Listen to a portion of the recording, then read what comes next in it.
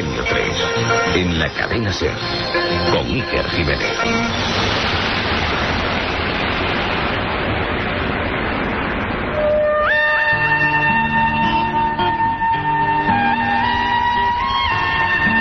El robot submarino de alta profundidad descendió hasta los 600 metros y su cámara enfocó unas construcciones oscuras en mitad de la nada. En la soledad del abismo se estaba produciendo un encuentro histórico incomprensible. Estructuras milimétricamente cortadas, pasadizos, túneles e incluso templos con diversos símbolos surgían como fantasmas en un lugar donde oficialmente nunca pudieron vivir seres humanos. El enclave, envuelto en secretismo hasta hoy, ha sido bautizado por los científicos como Ciudad Mega.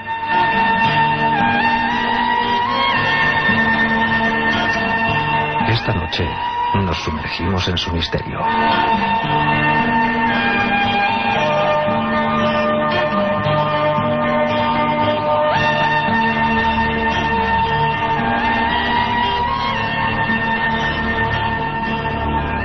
10:32 minutos, esto ya es Milenio 3, ya se han apagado todas las luces del estudio 1 de la cadena SER, aquí en Madrid, para toda España y para todo el mundo. Un extraño descubrimiento, nos lo comentaba la voz de Carlos Barroso. Una especie de ciudad sumergida a cientos de metros de profundidad. Ocurre en el mar de la aventura, en una zona de batallas, de piratas, de antiguos tesoros enterrados. Lo que nadie se esperaba es que el robot Rob descendiese y encontrase algo que parecía una megalópolis de otro tiempo. ¿Qué clase de seres humanos, de individuos pudieron vivir ahí? Templos, habitaciones, estructuras recortadas, tecnología en la piedra.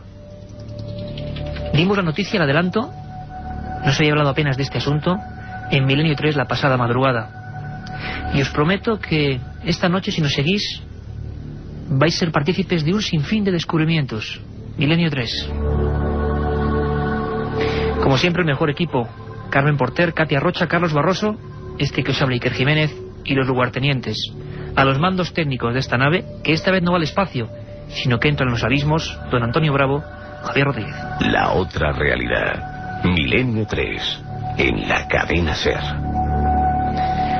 Tengo a mi lado a Nacho Ares, compañero de este equipo, director de la más prestigiosa publicación arqueológica de este país, Revista de Arqueología. Nacho, buenas noches. Buenas noches, Iker. ¿Cómo se queda uno con una noticia de este tipo? Pues la verdad es que sorprendido, porque no son muy comunes este tipo de noticias, ¿no?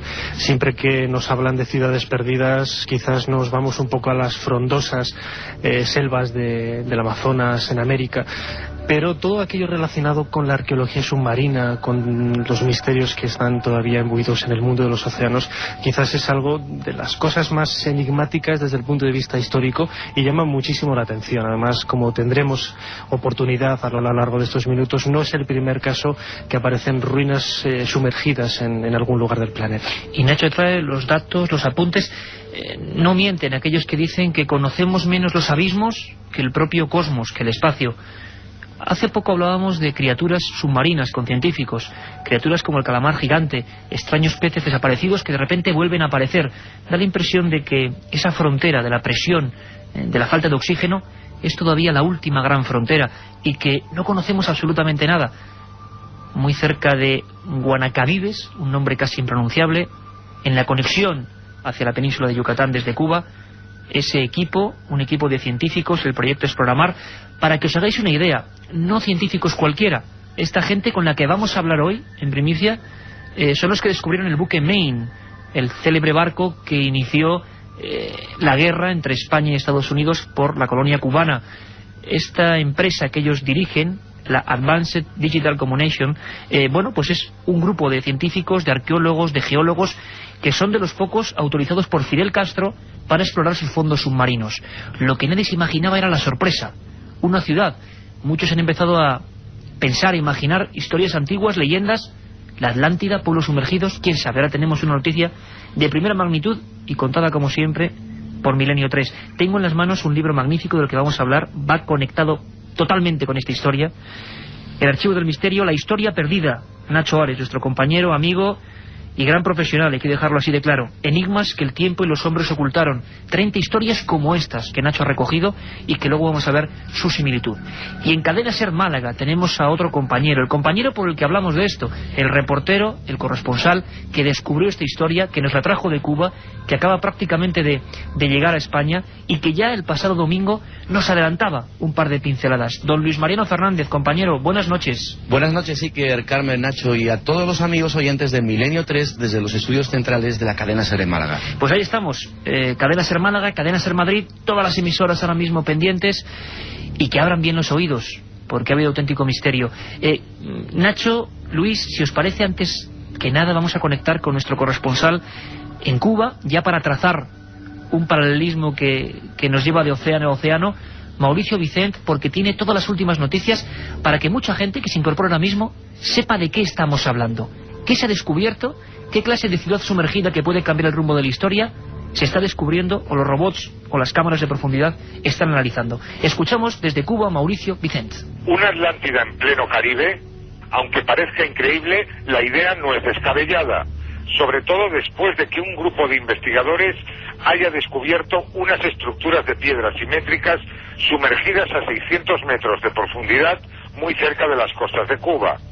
Según los investigadores, estas estructuras asemejan ser restos de calles, pirámides y edificios y pudieron ser construidos hace unos 6.000 años. El descubrimiento fue hecho en el año 2000 y ahora un equipo integrado por científicos de varios países planea investigar los fondos marinos con un robot submarino frente a la península de Guanacabibes en el occidente de Cuba. Imágenes de dichos fondos tomadas hace un año confirmaron la presencia de bloques grandes de granito en formaciones circulares y perpendiculares. La mayoría, de entre 2 y 5 metros de longitud, estaban al descubierto y podían apreciarse sobre los bloques marcas que parecían dibujos. Este intrigante descubrimiento ha alentado la hipótesis de que Cuba pudo haber estado unida al continente americano mediante una franja de tierra hasta la península de Yucatán. Según los investigadores, es posible que nos encontremos ante una ciudad sumergida del periodo preclásico que pudiera haber estado poblada por una civilización avanzada similar a la de Teotihuacán, en México. La idea de una ciudad sumergida en el Caribe para algunos trae recuerdos de los relatos del filósofo griego Platón sobre la perdida Atlántida. La perdida Atlántida, ni más ni menos. A veces parece que las leyendas se convierten en realidad, que ha surgido en teletipos. El periódico Juventud Rebelde de Cuba fue el primero que dio la noticia. Sin embargo, National Geographic quería hacer una expedición. Parece que hay cierto secretismo en toda esta historia. No sabemos cómo en Europa no ha tenido mayor eco. De momento, podemos decir que a día de hoy hay 3 ideas importantes en el grupo de científicos. Luego escucharemos sus voces. Primero, que este descubrimiento sean estructuras naturales extraordinarias que no tienen relación con los seres humanos. Es decir, una formación realmente precisa de la naturaleza que ha generado eso, muy difícil. La segunda hipótesis serían estructuras megalíticas, gigantescas, naturales, pero modificadas por seres humanos, seres inteligentes, no sabemos quién. Y la tercera, que son construcciones creadas por seres de los que no sabemos absolutamente nada, quizá personas antiguas, hablaremos luego con Nacho mucho de eso, civilizaciones de las que no conocemos mucho, pero que alcanzaron un gran nivel tecnológico. Daría para muchos programas esto de tecnología en la antigüedad. Luis Mariano, cuando tú estás en Cuba, has estado apenas hace unos días, 10 días de investigaciones, nos traías la noticia fresca, con un trabajo encomiable. ¿Qué te encuentras? ¿Cómo están los científicos? Antes de pasar a lo que piensan y a sus declaraciones, ¿cómo te los encuentras? ¿Encuentras a un equipo realmente impactado por el descubrimiento? ¿Qué pasa, Luis? Pues realmente sí, sobre todo cuando estuve hablando con Manuel Iturralde, el geólogo número 1, considerado geólogo número 1 de La Habana, en Cuba, y él pues me ponía en antecedentes de toda esta increíble historia. Es más, como ya adelantaba la semana pasada en el programa Milenio 3, yo tuve la suerte y providencialmente yo me traje las imágenes de esta cámara submarina, imágenes y grabaciones de vídeo que están siendo actualmente analizadas por el Centro de Arqueología Marina y Antropología de la Academia Cubana de Ciencias. ¿Qué se ve? ¿Qué se ven en esas imágenes? En las imágenes se ven perfectamente directamente bloques que tienen unas dimensiones gigantescas, pues alcanzando por lo menos los 5 metros de altura y varias toneladas de peso. Eso es lo que se aprecia en las imágenes. Se ha constatado que las piedras fueron cortadas, talladas y pulidas para encajar unas con otras y formar estructuras mayores. Pero el escándalo, o la perplejidad, la extrañeza, fue cuando yo me encontraba inscripciones, imágenes, dibujos en esos monolitos, como Paulina Zelinsky, su descubridora, así lo llamaba. Sobre las inscripciones, bueno, pues que son abundantes y que se encuentran prácticamente en todas partes del yacimiento, también han aparecido, como decía, símbolos y dibujos cuyo significado pues se desconoce. Lo curioso, Nacho y Carmen, es que estos símbolos son muy, muy parecidos a los que nos podemos encontrar en los jeroglíficos egipcios. Es tremenda la historia. Caramba, Mariano. ¿Qué os parece, compañeros, si pasamos la voz a la oceanógrafa canadiense Paulina Zelinsky, una autoridad mundial, que es la que está dirigiendo este proyecto, que ha concedido poquísimas entrevistas, desde luego a España y a Europa no hemos conocido ninguna, y cuyas palabras, cuyos testimonios, cuyas primeras impresiones recogía junto al agua, en plena investigación, nuestro compañero Luis Mariano. Vamos a escuchar a Paulina Zelinsky, esta autoridad, como decimos, rememorar además con bastante intensidad ese primer momento, cómo bajan los robots, no esperan encontrarse nada, estaban viendo una especie de protuberancias de arena y de repente se encuentran con algo inesperado. Cuando de pronto nos vimos en nuestras mapas apariencia de unas estructuras muy simétricas y como si fueran trazadas por hombre, dentro de esta área tan limpia de arena sílice, nos fuimos totalmente asustados, porque al principio pensamos que quizás es una instalación de Estados Unidos o de otra poder mundial muy grande que pudo construir unos cuadras de estructuras en área totalmente desierta.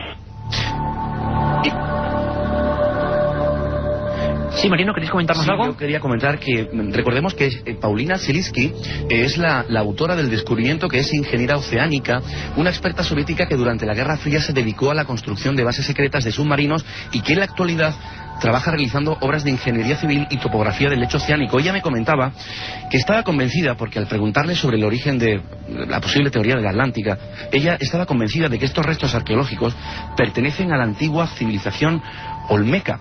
Los olmecas, como bien sabéis, y Nacho sobre todo, tienen un origen desconocido y por tanto muy antiguo. Todos los arqueólogos hablan de más de 3.500 años de antigüedad, y ella habla de Atlanticú. Esto podría ser un sucedáneo de la Atlántida, como posible teoría de trabajo para explicar esta impresionante ciudad sumergida. Se habla incluso, Mariano, de hasta 6.000 años. Vamos a hacer una pequeña pausa. 6.000 años, construcciones submarinas, la voz de los científicos, la arqueología aquí presente, la investigación. Vamos a hacer una pequeña pausa, no os lo perdáis, porque hay descubrimientos reveladores. Un viaje en busca del misterio. Milenio 3, en la SER. Milenio 3, con Iker Jiménez, en la cadena SER.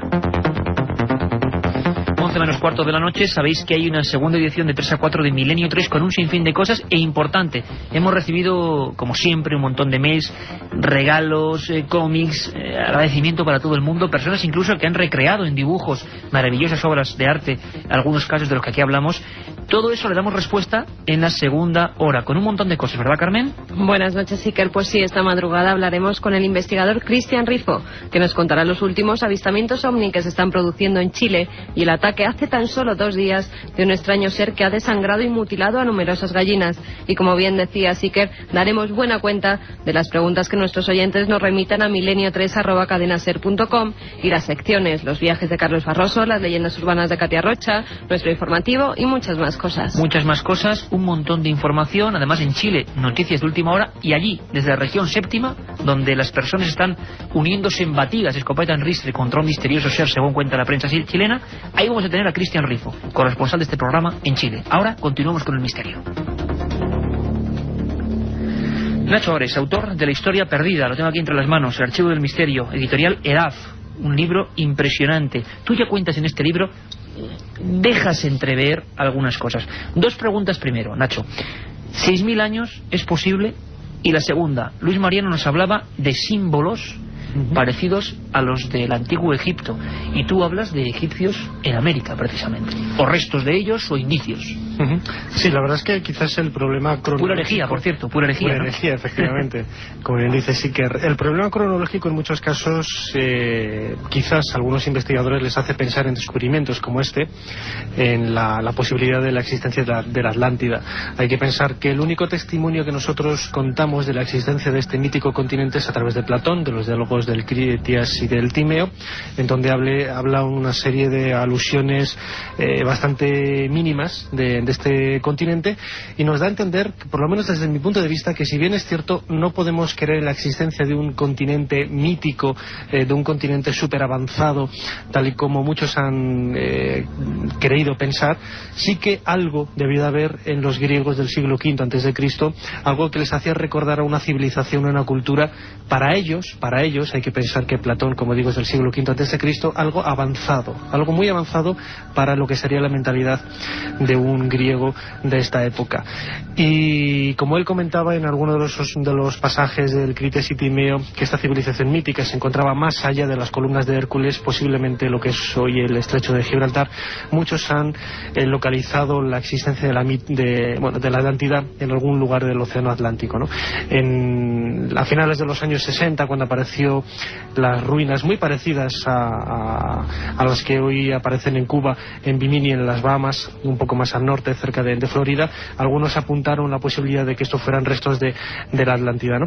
Pero este tipo de descubrimientos es quizás lo que nos hacen ahondar un poco en la esencia del misterio, ¿no? Hay infinidad de culturas de la antigüedad, infinidad de civilizaciones que vivieron hace miles de años, como los olmecas, como los mayas, como los egipcios, que precisamente no tienen un origen realmente todavía delimitado desde el punto de vista arqueológico, desde el punto de vista histórico. Hay infinidad de teorías. Sí, pero Nacho, me gustaría apuntar un dato importante a la audiencia y por supuesto a vosotros también, y es que Paulina Zelinsky, ella está colaborando con el Departamento de Antropología de un importantísimo museo mexicano, y ella, al mostrar las imágenes obtenidas de estas ruinas, pues los expertos pudieron verificar de que se trataban realmente de ruinas con motivos olmecas. ¿Pero qué sabemos realmente, Nacho, de los olmecas? Pues muy poco, la verdad es que es muy poco. O sea, no solamente de los olmecas, sino también de los mayas, aztecas. Son una serie de culturas que aparecen en una época problemática hace 2.000, 3.000 años en todo lo que es la región mesoamericana, y cuyo origen, al estar solapadas unas encima de otras, es muy difícil de entrever, ¿no? De conocer. También quería comentar que, por ejemplo, cuando la primera vez que tuve noticia de la existencia de esta ciudad mega, tal y como han hablado los investigadores, me vino a la memoria el descubrimiento también de otras ciudades, de otros casos, ¿no? Un momento, Nacho, solo porque hay dos casos interesantísimos que tú tienes, que recoges en tus investigaciones y en los libros que estamos comentando, pero antes me gustaría, para que la gente vea cómo se siente una científica de este calibre, Paulina Zelinsky, en el momento en que ve esas ruinas, en el momento en que baja y observa algo que nunca en su vida había visto. Frente a frente la ciencia con lo desconocido. Cuando pensaban que solo había arena, arenisca, se encuentran con lo siguiente. Vamos a escuchar a Paulina Zelinsky. Hay unas estructuras gigantescas, construidas de piedras muy largas, muy grandes, de formas geométricas perfectas, como si fueran cortadas, y instaladas una sobre otra, con una perfección que yo creo que día hoy no podemos hacerlo. Una perfección con la que hoy creen que no podemos hacerlo. Nacho, ¿queréis apuntar algo? Sí, antes quería comentar un detalle bastante curioso. A finales de los años 80, comienzos de los 90, aparece al sur de Japón la presencia de una ciudad también de características similares, ¿no? En Yonaguni, muy cerquita de Okinawa, este archipiélago del sur de Japón. En aquel caso eran plataformas piramidales, grandes esplanadas, grandes. También había la posibilidad, los investigadores japoneses decían, de la existencia de grandes avenidas, etcétera, ¿no? Pero quizás la virtud de este nuevo descubrimiento en Cuba, lo que desde mi punto de vista lo hace muchísimo más interesante de lo de Yonaguni, es precisamente, como comentaba ahora la oceanógrafa, la existencia existencia de bloques individuales, es decir, pequeños, entre comillas, bloques de varias toneladas de peso, de entre 2 y 5 metros, algo que no sucedía en aquel descubrimiento en Japón, ¿no?, donde los geólogos demostraron al final que era una especie de estructura de placas originado de forma natural por la erosión producida, bueno, pues el agua, las esponjas, corales, etcétera, ¿no? Y que, entre comillas, había dado la casualidad de generar ese tipo de aparentes avenidas, aparentes monumentos piramidales. Sin embargo, la existencia de bloques individuales es quizás lo que le da ese matiz más humano, ese matiz humano, ese elemento humano que es quizás lo que le hace, desde mi punto de vista, sin haber visto todavía las imágenes ni fotografías, también quería recalcarlo, el detalle de dar más importancia a este nuevo valle. Luis Mariano, una cosa importante, tú que has tenido la oportunidad, nosotros hemos visto alguna de las imágenes, tú has visto toda esa filmación auténticamente privilegiada, ¿qué es lo que más te llama la atención de toda la grabación? Porque es un robot muy especial el que tiene que bajar, es una presión pues casi infinita la que se soporta esas dimensiones del abismo, pero ¿tú crees, tú percibes que eso está hecho por humanos en un tiempo remoto? Es decir, no te cabe la menor duda de que eso es una construcción hecha con la mentalidad de un ser humano. Es decir, nos hablan, y recojo las noticias que han enviado varias agencias, parece que algunas de las estructuras, y ahora es muy importante, Nacho, también lo que tú comentes, tenían un origen, o les da la impresión a estos científicos, y veamos el calibre de lo que esto supone, de que eran una especie de observatorios o habitaciones en forma de cruz, tipo ritual o tipo religioso, de alguna religiosidad que igual ya no existe o no conocemos. Luis, ¿qué es lo que más te impresiona a ti de toda esa filmación? ¿Realmente se perciben tantos detalles? Sin lugar a duda, Iker, es que en las imágenes se pueden apreciar perfectamente que se trata de una ciudad con sus calles, avenidas, a pesar de que estamos hablando de una profundidad importante de entre 600 y 3000 metros, pero la calidad de imagen es transparente y diáfana, clara, y lo extraño de los símbolos, los dibujos en la roca, en esos monolitos. Incluso se pueden ver habitaciones, cómo esa cámara submarina se mete dentro de una habitación, cómo se ve claramente en esa habitación que hay una ventana, curiosamente en forma de triángulo o pirámide. Es decir, podemos ver en esas filmaciones, más o menos yo tengo una hora de esa filmación, en la que se puede ver claramente que estamos hablando de los restos de una ciudad, pero sin lugar a la duda. ¿Y esos símbolos, como hemos hablado de jeroglíficos, podríamos precisar algo más? Figuras humanoides acompañadas de letras, ¿se puede percibir algo? ¿Algún criptógrafo, algún especialista en paleografía ha intentado descifrar eso por el momento? Porque lo que nos extraña, Luis, tú acabas de llegar de Cuba, es la poca repercusión informativa de un hallazgo de este tipo en Europa. Nos llama mucho la atención. Así es, y podemos decir también que, Iker, que la mayoría de las grandes cadenas de televisión estarán a la espera de que les faciliten este material sin precedentes, las imágenes submarinas, que ningún medio de comunicación, repito, pues posee, ¿no? Lo que sí te puedo decir, y además es otro dato importante para Nacho, es que Paulina Selinsky me enseñó en su domicilio una fotografía de este importante museo mexicano, en la que se ven figuras, bustos, por decirlo de alguna manera, con ese tocado egipcio. Es decir, estamos hablando de figuras como parecidas a la esfinge que hay en Gizeh. Tremendo, con un tocado egipcio. Pero totalmente. Nacho, ¿esto cómo se puede ahí, explicar? por ejemplo, hay un investigador, no recuerdo de qué nacionalidad tiene, Gerazboy, que tiene varias publicaciones, además, curiosamente, relacionando la posible conexión histórica entre los olmecas y los antiguos egipcios. Yo en mi libro, en La historia perdida, una de las historias es precisamente la posibilidad de que los antiguos egipcios, no en época faraónica, sino en época tolemaica, más o menos en el siglo III, II antes de Cristo. O sea, después de lo que popularmente todo el mundo conoce como los grandes imperios egipcios, un poquito después, ¿no? Ajá. Ya lo que es prácticamente la época grecorromana, pues algunos aventureros de la navegación se lanzaran a buscar nuevos horizontes, nuevos límites, nuevas experiencias en conocimientos extraoceánicos, ¿no? O sea, viajes a América desde África antes de Colón, claro. Sí, pero no como la historia. Nosotros quizás la idea convencional sería cruzando el Mediterráneo y luego el Océano Atlántico, sino al revés, por el Océano Pacífico, aprovechando lo que son las corrientes marinas. Está demostrado científicamente que es posible llegar al Golfo Pérsico, etcétera, hasta lo que es la isla de Pascua, que precisamente el aspecto negroide de esos grandes moais incluso es lo que le hizo pensar a Antonio Rivera, flamante investigador investigador ufológico, desgraciadamente fallecido hace poquitos años, pensar, como digo, en la posibilidad de que estos moais tuvieran quizás reminiscencias egipcias. De esos viajes en la antigüedad. Hay una cosa muy importante, y es que Luis Mariano pudo hablar con Manuel Iturralde, ese prestigioso geólogo. Pido, por favor, atención, porque Mariano sacaba ese corte casi el momento de las investigaciones, ¿verdad, Luis? Efectivamente. Es un sonido un poco defectuoso quizás, pero es el momento de la investigación. Nos gustaría que escucharais muy brevemente cómo se encuentra este geólogo con aquel misterio. Es verdad que hay ahí una estructura en el fondo del mar, que a veces tienen dimensiones de varias cientos de metros, que son bien inusuales. O sea, nosotros no tenemos una explicación sencilla, directa de esta estructura. No tenemos una explicación sencilla y directa de estas estructuras, lo dice a nivel geológico, evidentemente.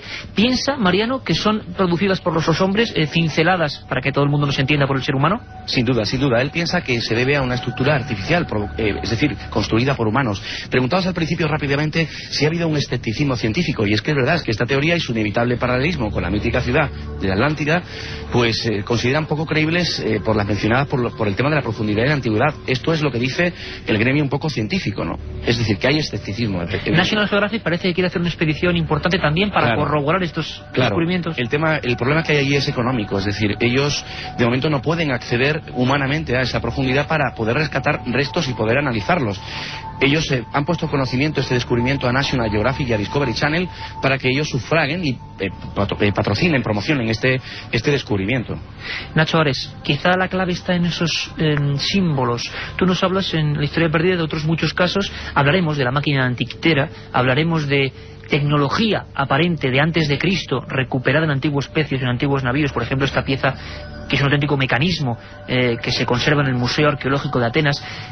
La clave está en los símbolos, y quizá el mar nos sigue dando más oportunidades. Habría que quizá acercarse más con nuevos robots. Dicen que hay un robot que se llama Roman, que va a bajar allí de nuevo y que va a catalogar todo eso. Pero la clave estaría en esos símbolos para comprender toda esta historia. Hombre, yo creo que si definitivamente aparecen textos, aparecen jeroglíficos sobre algunas de las piedras, y ya sean jeroglíficos egipcios o jeroglíficos de cualquier tipo de escritura mesoamericana antigua, podría ser la clave definitiva que lo pudiera relacionar de una manera directa con una de estas civilizaciones de hace 2000, 3000 años, ¿no? Lo que está claro es que es lo que señalaba Manuel Iturralde, de que esto podría cambiar el conocimiento de la evolución del ser humano y, por supuesto, de la evolución de las Américas. Aquí el misterio, Luis Mariano, muchas gracias. Desde Cadena Ser Málaga, Nacho Ares, director de la revista de arqueología, autor de La Historia Perdida. Lo que está claro es que ha habido un halo de secretismo que quizá algún día se rompa, ¿verdad, Nacho? Ojalá esto deje de ser herético y esto salga a la luz. Parece mentira que no conozcamos en primera plana en los periódicos hallazgos como este. Poco a poco yo creo que la mentalidad se quiere abriéndola, y la historia antigua es mucho más fascinante y más enigmática, y no por ello nos tenemos que ruborizar, ¿no? Pues ahí estaba el descubrimiento. Nacho Ares, director de la revista Arqueología, Luis Mariano Fernández, corresponsal de este programa desde Málaga, y nosotros con las voces, Paulina Zelinsky, Manuel Iturralde, de esos científicos que, pese a quien pese, están ahí bajando y descubriendo una historia de la que seguro tendremos noticias. La mítica Atlántida, ¿vivieron seres humanos a esa profundidad? ¿Hubo viajes a América antes de Colón? Bueno, preguntas se quedan ahí. Ahora os dejamos con los vídeos informativos de la cadena SER y con nuestro compañero Javier Manzano. Nos vemos de 3 a 4. Un viaje en busca del misterio. Milenio 3 en SER.